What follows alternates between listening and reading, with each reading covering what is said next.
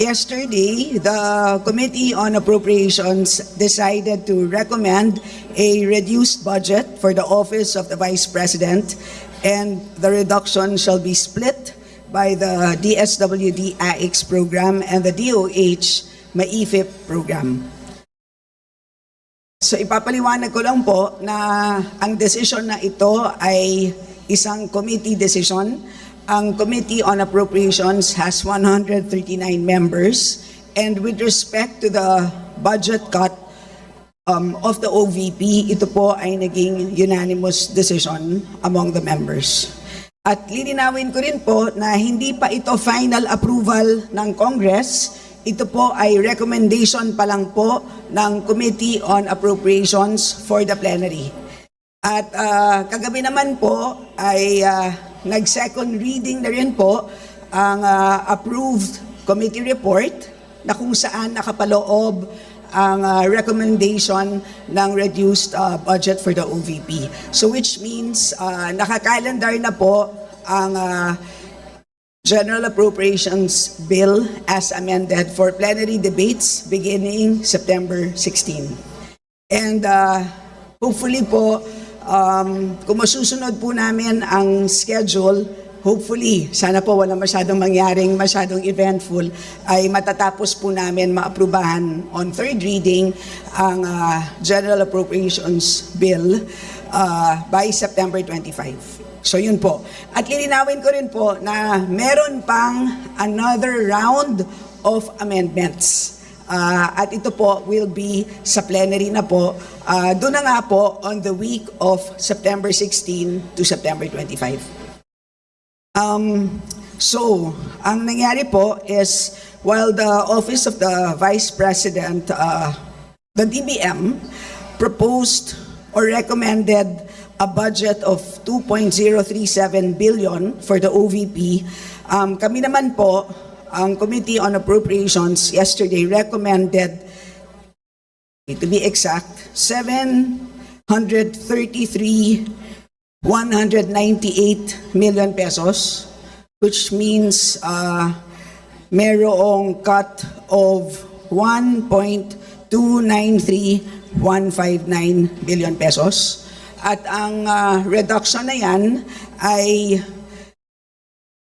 ililipat po sa dalawang ahensya, and as I had mentioned earlier, for two programs, the DSWD AIX program, which is the assistance for individuals in crisis situations, and the DOH MAIFIP, or the medical assistance for indigent and financially incapacitated patients. In other words, dalawa pong very important social protection programs ng ating gobyerno. So, ang specific items po na pinanggalingan nitong total cut of 1.293 billion pesos ay as follows: financial assistance, professional services, utility expenses, supplies and materials, as well as lease expenses. And ang dahilan po kung bakit ang items na ito ang naapektuhan, lahat po ay nanggaling po sa lahat po ng narinig po natin doon po sa dalawang hearings na naganap in the last weeks. So, mamaya po kung meron kayong katanungan on the details, I can provide those to you. So,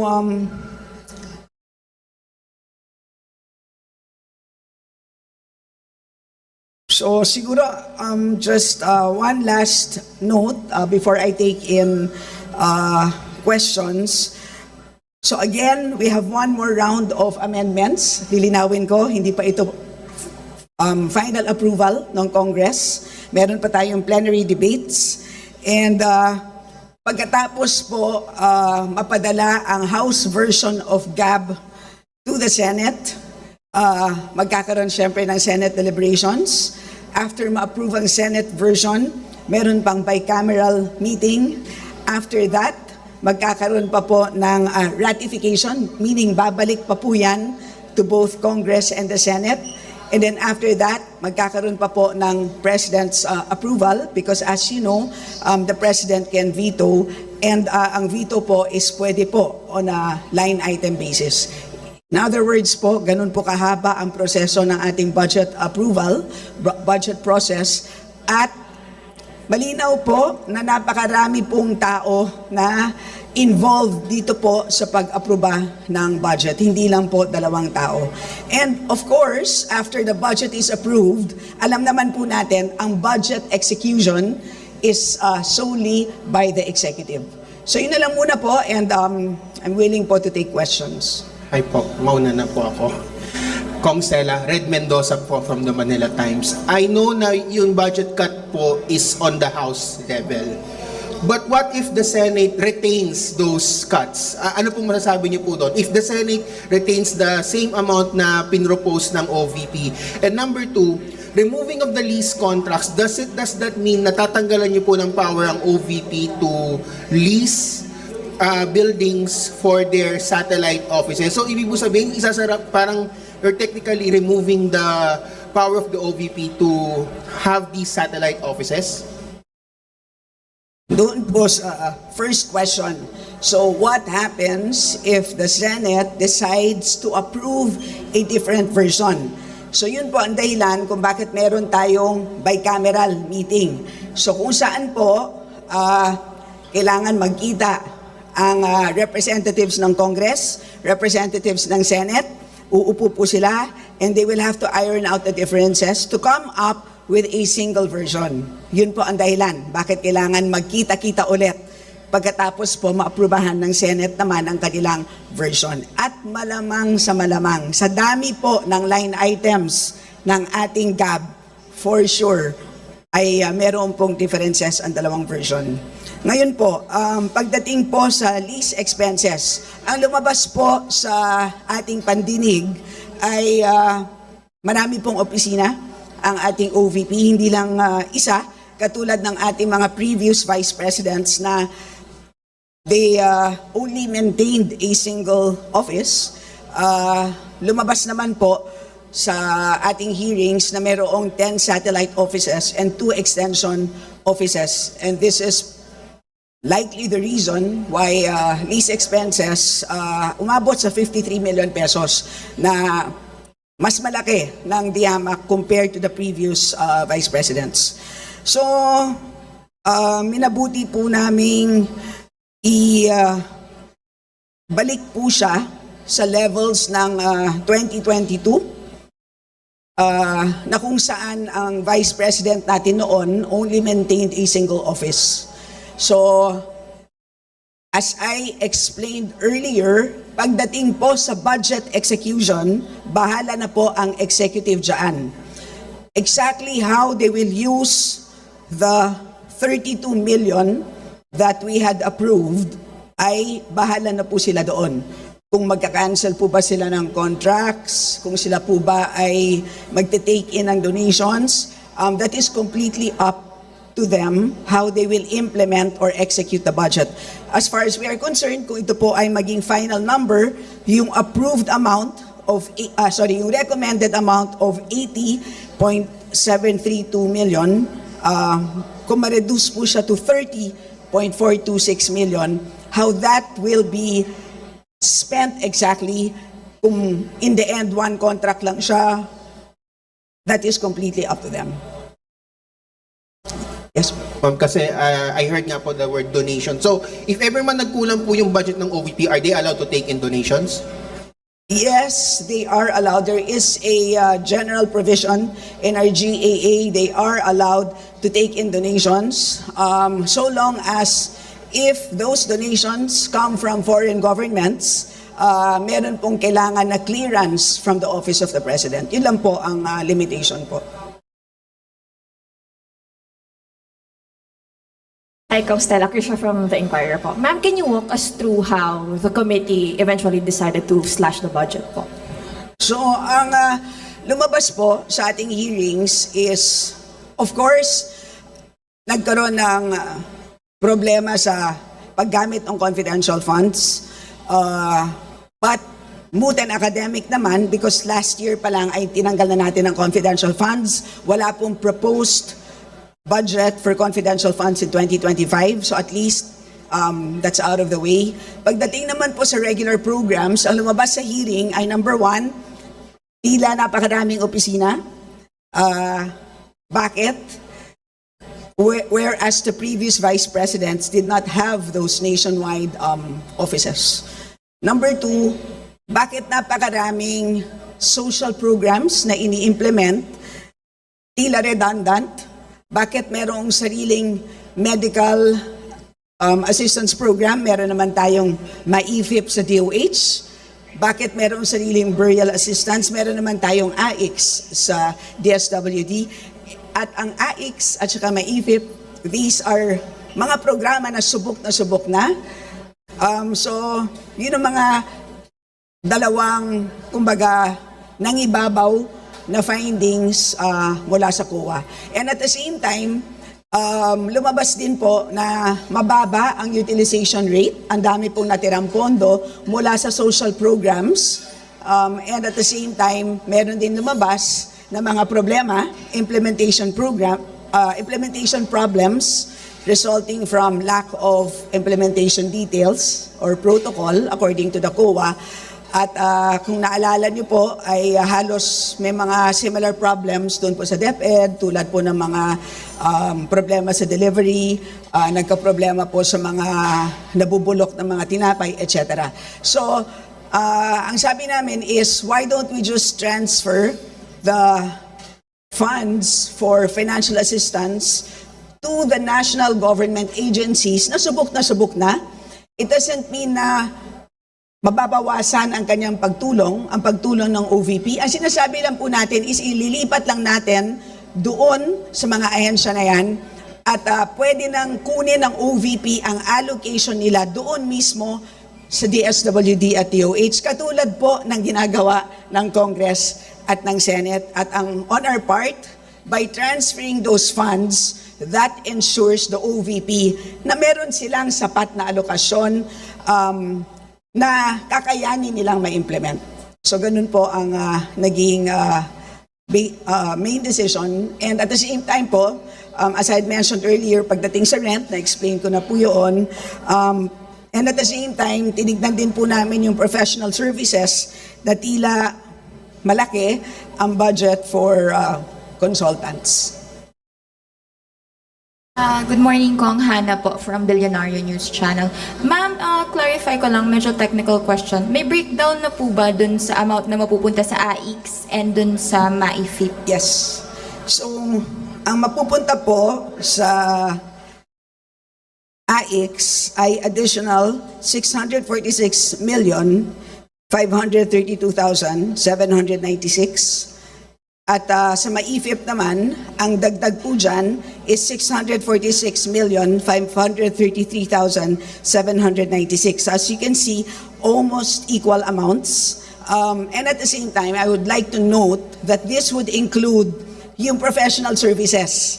So yung professional services na tinanggal po natin sa OVP ay inilipat po natin dito po sa DSWD at sa DOH. In other words, kung meron mga job order or consultants na tumutulong po sa ating Vice President to implement her social programs, ang sabi po namin, we will put that allocation for those people doon po sa mga ahensya. In other words, ang naging very important principle is wala po tayong job, we will preserve jobs. Yun ang naging napaka-importanting pinag-isipan po.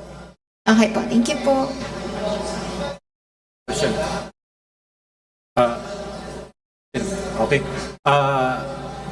Kung ibig sabihin mo ba, kasi kinompute ko itong sa propose nung OBP, DBM sa OBP, yung financial assistance subsidies, 947 million, under nun yung medical assistance, educational assistance, burial assistance, magnegosyo taday, pagkatapos dun sa supplies and materials welfare goods, 295 million pesos, under nun yung pagbabago campaign bags, disaster operation, rice food bags, kalusugan, food truck, pansarap, lahat ba to wala na sa sa OBP Social Services budget.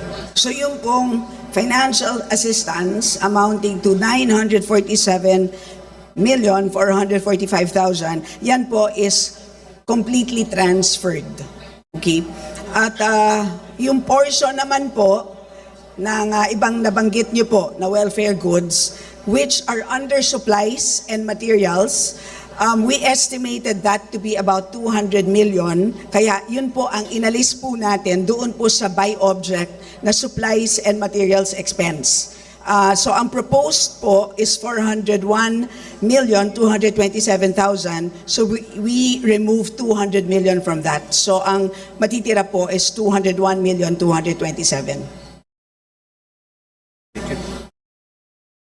Last na lang pong follow-up. Kasi the OVP has a libreng sakay program. Maapektuhan po ba yung libreng sakay program na yon? Kasi medyo may component din yun sa kanilang budget. And by how much po yung matatanggal sa libreng sakay program nila?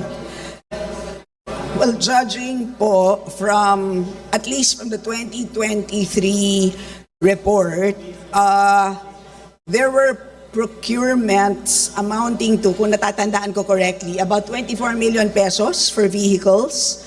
So tingin ko po, since nabili na po yun, ay pwede na po nilang ipagpatuloy yun. At meron naman po natitirang pondo para sa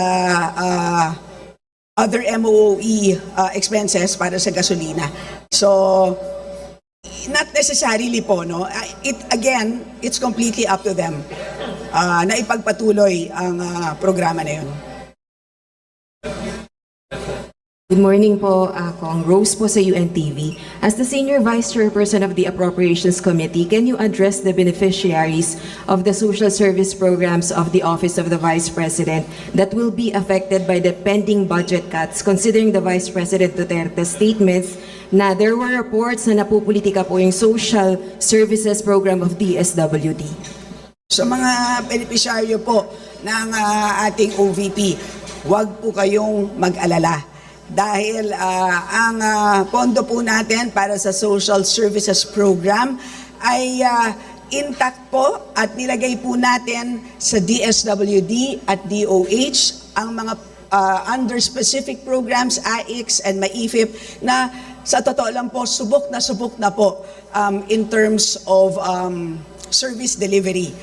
Yung pong sinasabing GL, yung guarantee letter na ini-issue ng DOH, yun po yung MAIFIP. Pagdating naman po sa yung binibigay po na assistance ng DSWD, yung burial assistance, medical assistance, educational assistance, at kung ano-ano pang assistance, food packs, etc. Ito naman po yung AIX.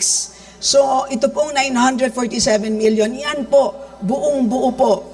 Plus more, kasi including yung budget po para sa pagang ma-deliver ng maayos ang serbisyo sa inyo. Yan din po ay nilipat natin sa mga tamang ahensya. Congresswoman Earl po from IBC News 13. Ipag-isahin ko na lang po. When we say, Congresswoman, na unanimous yung naging decision ng Committee on Appropriations, lahat po ba ng members ay doon sa meeting nag-yes ng vote? And then, would it be better if personally attend si VP Sara sa plenary debates? Lahat po ng nag-attend kahapon during the EXICOM ay lahat po sila ay nag-agree po dito sa decision ng committee na i-reduce ang amount para sa OVP as recommended for plenary debates. Yun po ang nangyari kahapon. At pagdating naman po sa kung ano ang inaasahan natin sa presensya ng ating mahal na Vice President, sana naman po ay sila po ay dumalo. It's a very important part of the process. So kahit na hindi sila mismo ang sasagot, isipin po nila na kumbaga po meron po silang spokesperson. Ganun lang naman po. As you know, pagdating sa plenary debates, ang kaibahan lang naman po doon sa committee hearing is hindi sila pwede mismo ang magsalita sa mikropono. Sila po ay merong spokesperson, isa ring congressman. Pero sa totoo lang po, lahat ng mga sagot, halos lahat naman po ay talagang binubulong lang naman talaga ng ahensya doon po sa congressman. So, this is a good opportunity for them. Again, hindi po kami perpekto. It's a recommended amount. We are still open to debate and discussion. So kung meron pang input na kailangan po namin malaman at meron silang apela sa amin na dapat dagdagan ito for whatever reason, kami po ay very willing to listen to all of those inputs. Willing na willing po. Kaya we are inviting all agencies for that matter. At sa totoo lang naman po, never naman po tayo hindi siniputan sa plenaryo. Kaya inaasahan po natin ang kanilang pagdalo. Good morning po. If we will implement yung budget cuts, meaning the Vice President also need to cut down her security scores, it's more than 400. So yung expenses lang po doon masyadong malaki. At isa-shutdown na po ba are you recommending na i-shutdown na rin yung mga satellite office kasi 53 million po yung budget doon eh? Well, again po, kung makikita nyo, no, I will give you a copy of the bill or the amendments to the bill. Ganito po itsura niya, puro numero. So wala pong nakasulat na specific recommendation to cut contracts or to hire people. Hindi po ganon. Because again, we approve the budget amounts, but the executive implements that amount. So in the end po, kung ganito po yung amount ng lease that is available to them, ang inaasahan nila ay 80 million, pero kunwari ang nakuha lang nila ay 32, kailangan nilang pagkasyahin yun. If that will mean doing certain things, ay nasa sa kanila na po yun. Ay ganun din po pagdating sa security. But again, lilinawin ko po, hindi po natin ginalaw ang personnel services. Mabigat po ang aming pagtingin dyan na pagdating po sa trabaho ay kailangan po natin yan i-maintain. So again, bahala po sila kung ano ang gagawin nila dyan. Good morning, Congresswoman Stella. Bill Kitigunan, DZRH. Kong, will it make a difference if the Vice President attended the budget hearing at pwede ba nating sabihin na hindi siguro ganito kalaki yung slash sa budget ng Office of the Vice President? Thank you, ma'am. Siguro po only to the extent na merong paliwanag dun sa hindi po natin maintindihan. Kasi halimbawa, merong mga tanong na bakit merong satellite offices in specific locations. Ang COA ay paulit-ulit na tinanong ng mga congressman at syempre po ang sagot ng COA, ang maganda pong tanongin ay mismo ang OVP. So, only to that extent that if we can get better answers, better justifications, baka po. Pero kung hindi naman po magbabago or hindi naman po magbibigay ng dagdag na input, palagay ko ito na rin po ang kauuwian ng desisyon ng ating komite. Thank you, ma'am.